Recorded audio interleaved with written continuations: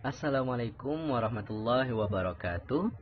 Baiklah, pertemuan kita pada kali ini yaitu membahas tentang active and passive voice. Aktif itu apa, pasif itu apa? Ya, ini kalimat ya, kalimat aktif dan kalimat pasif gitu. Kita lihat di sini apa sih active voice dan apa sih passive voice gitu ya. Active voice means that a sentence has a subject. Jadi active voice itu adalah sebuah kalimat yang mempunyai subjek gitu ya, that acts upon its verbs, yang bertindak sebagai fungsi dari verbnya gitu, sebagai fungsi dari kata kerjanya. Jadi begini, ada subjek, kemudian ada kata kerja verb, kemudian objek ya. Nah, di active voice ini yaitu subjeknya memfungsikan dari kata kerjanya gitu. Jadi kata kerja ini ditindaklanjuti oleh subjeknya gitu ya. Jadi subjek, kemudian verb, kemudian objek. Subjek itu pelaku, verb adalah kata kerja, objeknya adalah sasaran gitu. Nah, jadi yang namanya active voice itu formulanya adalah subjek, verb, dan objek. Jadi tetap seperti ini ya, itu kalimat aktif namanya. Dan artinya itu tidak ada kata di ya. Kemudian apa itu passive voice? Passive voice artinya adalah a subject is a recipient. Subjek itu sebagai penerima of a verb's action, penerima dari tindakan dari verbnya atau kata kerja. Contohnya seperti ini. Ada subjek tadi, kemudian verb, kemudian objek ya. Kalau active voice-nya subjeknya ini sebagai sebagai penindaklanjut dari verbnya. Itu active voice. Sedangkan untuk yang passive voice itu subjeknya sebagai penerima. Penerima dari mana?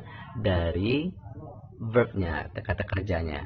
Jadi subjeknya itu menindaklanjuti verb kalau active voice, sedangkan di passive voice subjeknya ini sebagai penerima dari kata kerjanya. Jadi panahnya begini ya, begini, kemudian yang ininya terbalik seperti ini.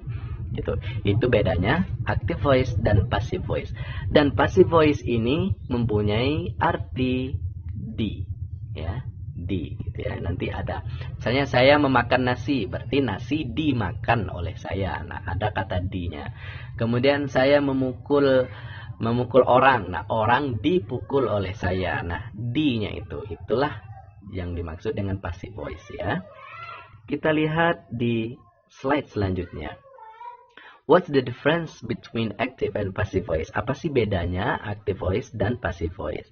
Seperti yang kita ketahui di slide sebelumnya, di sini menjelaskan ulang lagi bahwa active voice itu adalah subject of a sentence. Subjek dari sebuah kalimat itu performs the verb's action. Itu menunjukkan atau menindaklanjuti dari tindakan verbnya. Seperti yang saya katakan tadi bahwa subjek dari kalimat active voice itu menindaklanjuti dari tindakan verb atau kata kerja sebagai memfungsikan verbnya gitu ya.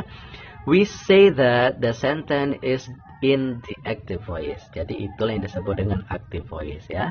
Kemudian sentences in the active voice have a strong, direct and clear tone. Jadi di active voice itu kalimatnya itu kuat, kemudian langsung dan jelas ya. Nadanya itu nadanya kuat, kemudian langsung dan jelas gitu. Ini contohnya. Kita lihat beberapa contoh. Ya, di sini ada monkeys adore bananas, artinya monyet-monyet menyukai pisang. Ya, pisangnya banyak ya karena ada S, monkeysnya juga banyak, monyet-monyet gitu karena ada S. Kemudian the cashier counted the money. Nah, kasir itu menghitung uang gitu. The dog chased the squirrel. Anjing mengejar tupai. Nah, kita lihat formulanya. Tadi kalau active voice ada subjek, kemudian ada verb, kemudian ada objek. Kita lihat mana subjeknya. Subjeknya adalah monkey, the cashier, dan the dog. Inilah pelakunya, ya kan? Verbnya mana? Verbnya ada ini, adore, yaitu menyukai, counted, menghitung, kemudian chase, mengejar. Ya, jadi ada subjek, ada verb. Kemudian objeknya mana? Objeknya adalah banana, kemudian pisang ya. Kemudian the money, uang, the squirrel, itu tupai. Jadi lengkap. Formulanya tetap subjek, kemudian verb, kemudian objek. Nah, formulanya tetap ya. Nah, formula yang tetap seperti ini disebut dengan kalimat aktif gitu, dan tidak ada arti di dalamnya gitu. Sedangkan kalimat passive voice, kita lihat lagi di sini. Passive voice adalah a sentence is in the passive voice, ya. Kalimat yang ada di kalimat passive voice gitu. On the other hand, dengan kata lain, when the subject is acted on by the verb gitu. Dengan kata lain, ketika subjek itu ditindaklanjuti oleh kata kerjanya gitu ya. Jadi artinya subjeknya itu sebagai penerima dari kata kerja, gitu ya, dari kata kerja di kalimat tersebut. The passive voice is always constructed with a conjugated form. Jadi passive voice itu biasa dibuat gitu with a conjugated form dari gabungan bentuk dari to be plus the verb's past participle, ya, gabungan dari to be kemudian verb 3 atau verb 3 ya, kata kerja bentuk ketiga. Nah, ini kita lihat contohnya di sini ya. Kita lihat contohnya. Contoh tadi. Bananas, the money, the scroll itu sebagai subjek. Ingat katanya tadi ada to be, ya kan? To be. Oh, to be-nya ada are, ada was, ada was. Oke, betul. Kemudian setelah to be ada apa? Verbs past participle, artinya kata kerja bentuk ketiga. Oh, kita lihat ada kata kerja bentuk tiga ini, kata kerja bentuk tiga, dan kata kerja bentuk ketiga. Kemudian baru setelahnya objek. Nah, inilah yang disebut dengan kalimat passive voice. Ciri-cirinya adalah to be, kemudian ada verb 3 atau verb past participle, itu artinya kata kerja bentuk ketiga ya. Jadi ada to be, ada kata kerja bentuk ketiga, dan maknanya ada kata di, gitu ya, di. Kita lihat di sini. Bananas are adored by monkeys. Artinya pisang-pisang. Ingat kata dia disukai oleh monyet-monyet. Ya, kemudian the monkey was counted by the cashier. Artinya uang itu dihitung, kan ada kata dihitung oleh kasir. Kemudian tupai itu, ingat ada kata di, ya, dikejar oleh anjing itu, gitu. Nah itu, jadi ciri-cirinya ada to be, kemudian ada kata kerja bentuk ketiga dan berarti di. Itu kalimat passive voice. Kemudian kita lihat rumusnya di sini. Hal yang paling penting di dalam kalimat passive voice ini adalah rumusnya ini. Rumusnya apa? Yaitu to be dan kata kerja bentuk ketiga. Ya, to be kata kerja bentuk ketiga. Ingat, itu yang paling diingat. To be kata kerja bentuk ketiga. To be kata kerja bentuk ketiga. Nah, to be itu ada apa aja? Nih, ada to be bentuk pertama dan ada to be bentuk kedua. Ya, kata to be dari is itu kata bentuk pertamanya is, kata bentuk keduanya was. Kemudian kata to be am, bentuk pertamanya am, bentuk keduanya was, ya. Kemudian ada to be are, bentuk pertamanya are, bentuk keduanya adalah were. Nah, itu to be. Kapan kita menggunakan kata to be bentuk pertama? Ya ketika ketika kalimat yang dilakukan sekarang atau berulang-ulang gitu ya, bukan besok, bukan kemarin. Kapan kita menggunakan to be bentuk kedua? Ya ketika dilakukan setelah terjadi, ya gitu ya. Misalnya tadi malam, kemarin gitu ya, 2 hari yang lalu. Nah itu pakainya bentuk kedua gitu. Itu to be. Sedangkan to be bentuk ketiganya tidak ada. Jadi ada bentuk satu, ada bentuk kedua. Nah setelah kita tahu to be ini, baru kita harus tahu yang namanya kata kerja bentuk ketiga gitu. Nah di sini is, am, are. Is ini untuk siapa? Untuk pelaku siapa? Is itu untuk she, he, it, satu orang, satu benda, satu hewan. Itu pakainya is di bentuk pertama. Sedangkan bentuk keduanya pakainya was, ya. Kemudian am ini untuk siapa? Untuk I, ya, cuma satu, I. Kemudian bentuk keduanya tetap pakai was, I am gitu, I was gitu ya. Kemudian are ini untuk siapa gitu? Are itu untuk they, we, kemudian you. 2 orang atau lebih, 2 benda atau lebih, 2 hewan atau lebih. Itu pakainya are. Kalau di bentuk keduanya pakainya were, gitu ya. Nah, setelah kita mengetahui bentuk daripada to be ini, menguasai apa itu to be, kemudian siapa saja yang memakai to be ini, nah, baru kita harus mengetahui kata kerja bentuk ketiga. Misalnya ada kata kerja di suatu kalimat, kita harus tahu kata kerja bentuk ketiganya apa, gitu ya, gitu. Nah, kita lihat sebagai contohnya. Untuk mengaplikasikan rumus ini, rumus passive voice, kita lihat contoh dari berikut ini, ya. Yang pertama, kalimat aktifnya Amina writes a letter. Ya, Amina menulis sebuah surat. Nah, ingat tadi pembalikan subjek, objek, objek dan subjek gitu. Nah, kalau di active voice-nya itu Amina sebagai objek, kemudian letternya itu surat itu sebagai objek, ini subjek kan, ya. Sorry. Ini subjek, Aminahnya subjek, ya. Kemudian letternya adalah objek. Nah, kita balik. Objeknya jadi subjek, kemudian subjeknya ini jadi objek, ya. Kita balik.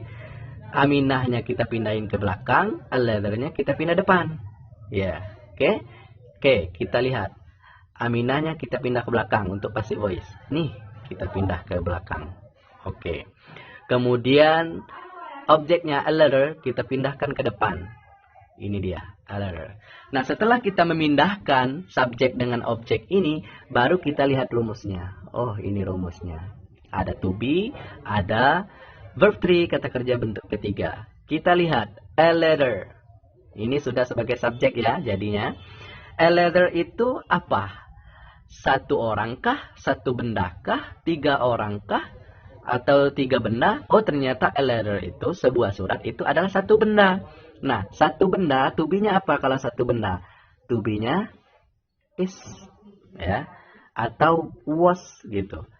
Milih is atau was gitu. Kan a letter itu sebuah surat, ternyata 1, bisa is, bisa was.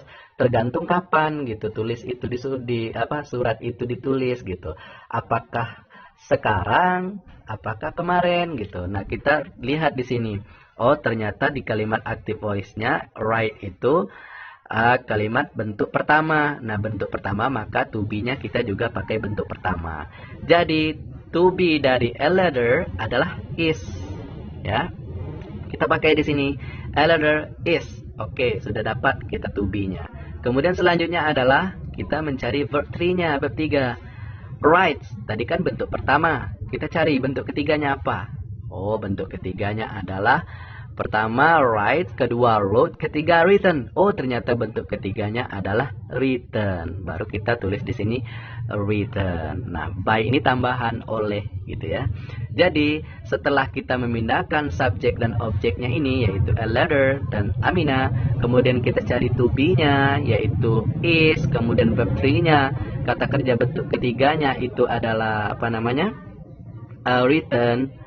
Maka itu nih is written. Nah, ini sudah kita pindahkan tadi Amina sama a letter. Nah, kemudian is dan written itu artinya dipakai kata ditulis. Jadi yang awalnya Amina menulis sebuah surat berubah artinya menjadi sebuah surat ditulis oleh Aminah gitu ya. Itu caranya. Kemudian kita lihat contoh yang kedua.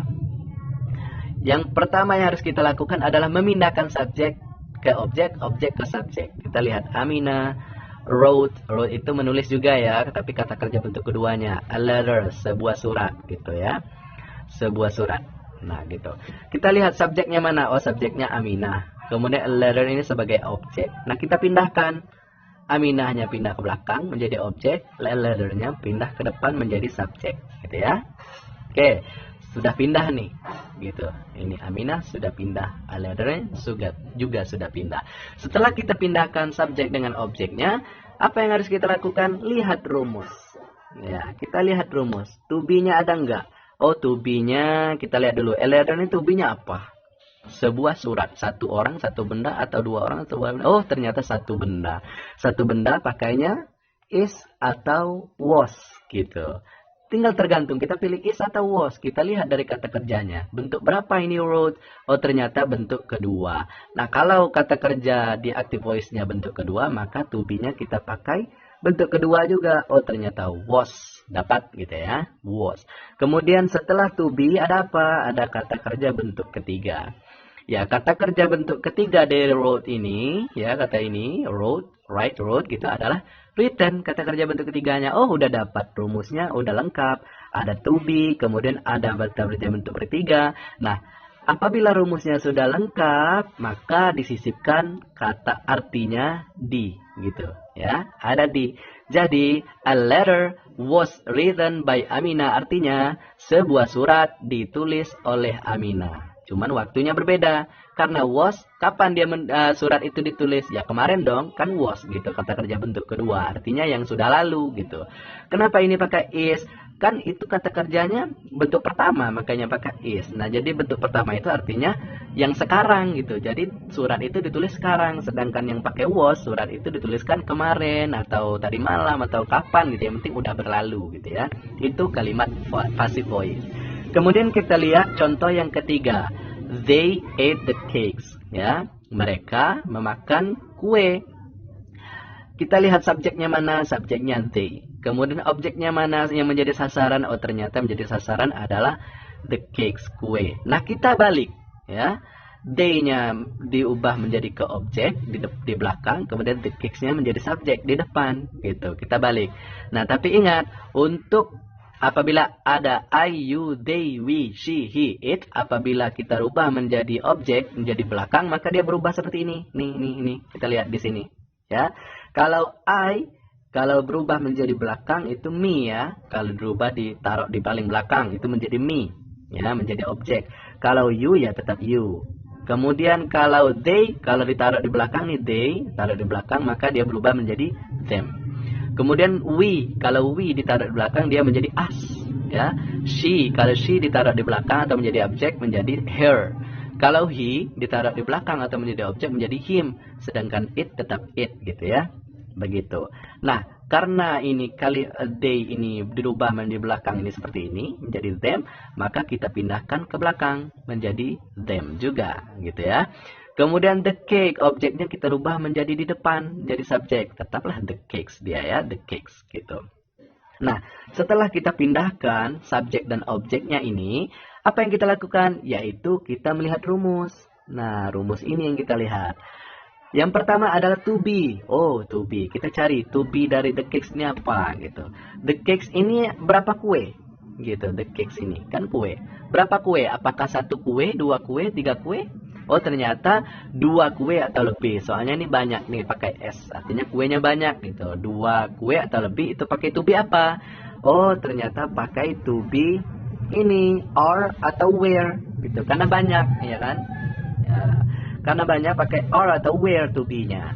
Tinggal kita pilih apakah or atau where gitu. Kita lihat apanya? Kita lihat kata kerjanya gitu, kata kerja. Oh, ternyata kata kerjanya ate itu kata kerja bentuk kedua. Kalau kata kerja bentuk kedua dari kalimat active voice-nya, maka kita memilih to be-nya juga bentuk kedua, yaitu where. Maka dapat dari sini where.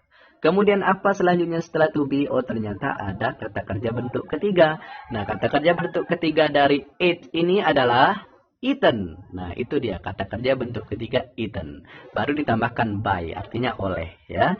Jadi telah kita dapatkan the cakes-nya sudah kita pindahkan, them-nya ya kan dari sini kita pindah sini, kemudian the cakes-nya pindah ke depan, kemudian to be-nya udah dapat, ini ya to be-nya, kemudian verb 3-nya udah dapat nih, baru kita tambahkan by, oleh ya, artinya baru kita dapat artinya kue itu were eaten menjadi dia dimakan oleh mereka gitu ya. Jadi ada kata di-nya gitu ya.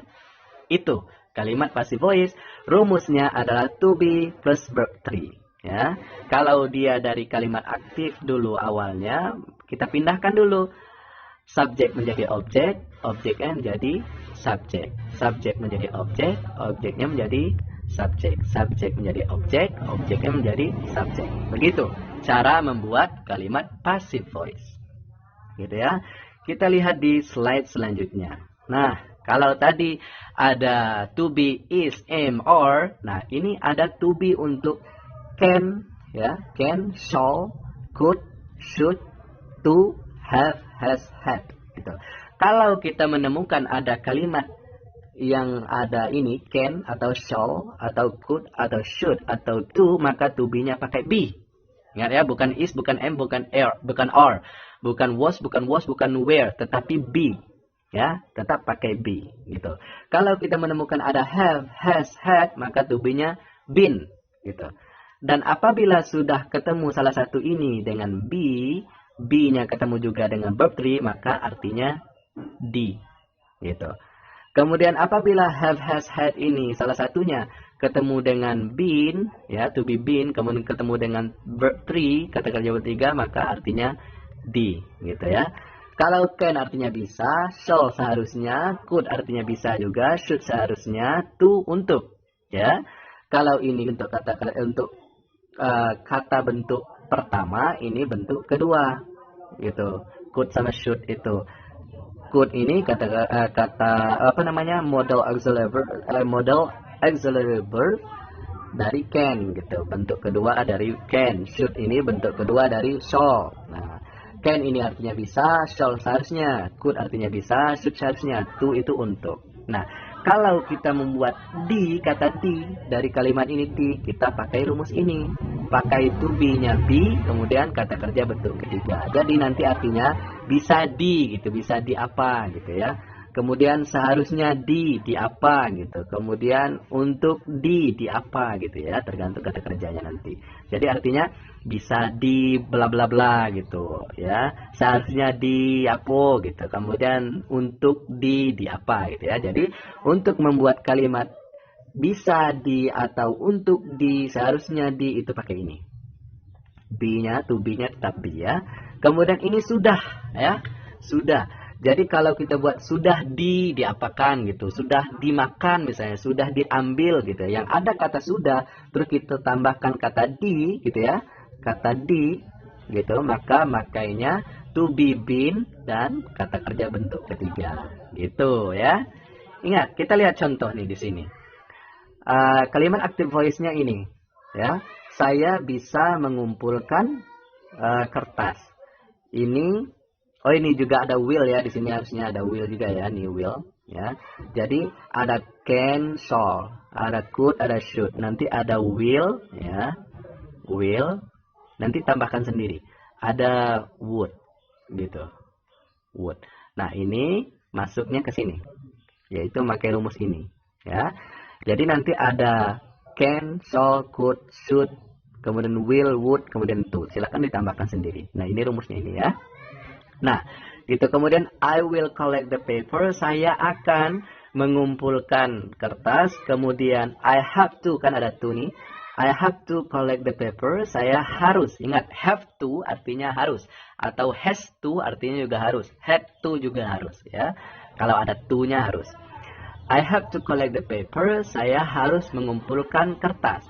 Kemudian I have collected, tidak ada to-nya, ada have. Kemudian ada kata kerja bentuk ketiga, itu artinya sudah ya. Saya sudah mengumpulkan kertas gitu. Nah, ini kalimat aktifnya. Kemudian kita lihat kalimat pasifnya. Ya. Kalimat pasifnya. Ini dia, dari aktif kita rubah menjadi kata yang ada di-nya. Itu pasif artinya ya.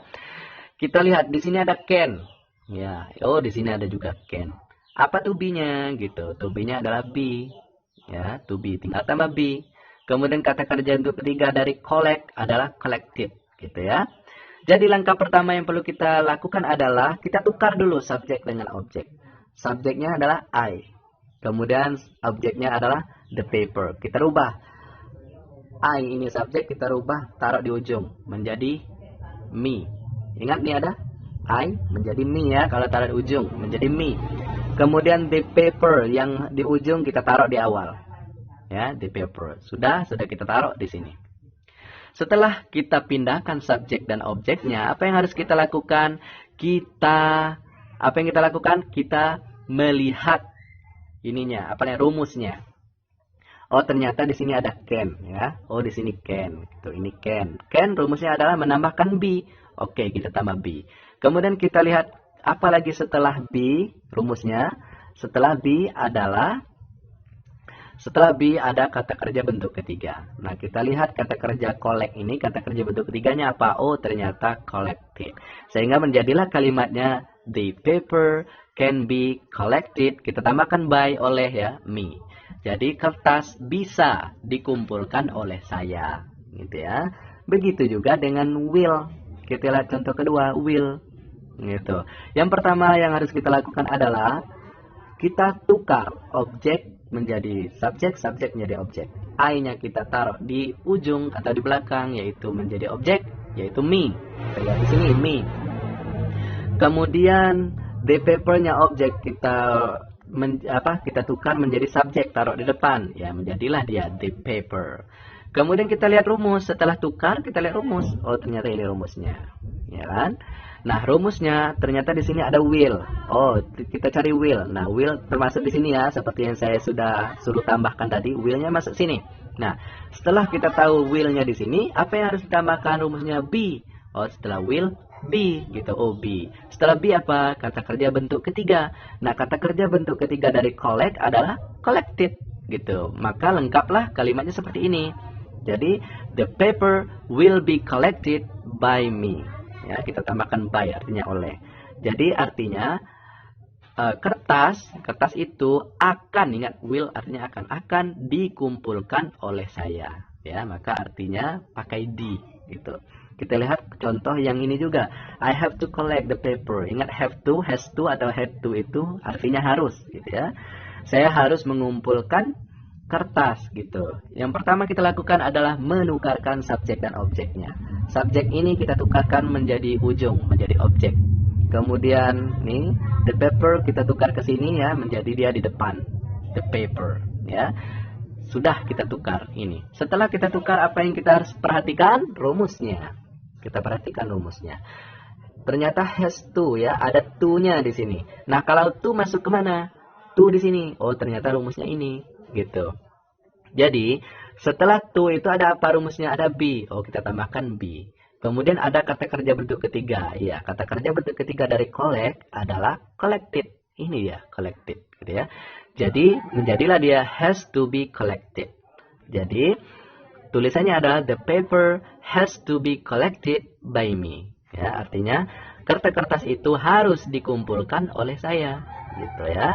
Kemudian contoh keempat, I have collected the paper. Artinya saya sudah mengumpulkan kertas-kertas, gitu ya. Ingat kalau ada have atau has atau had ketemu dengan kata kerja bentuk ketiga, itu artinya sudah ya. Jadi saya sudah mengoleksi atau mengumpulkan, gitu ya.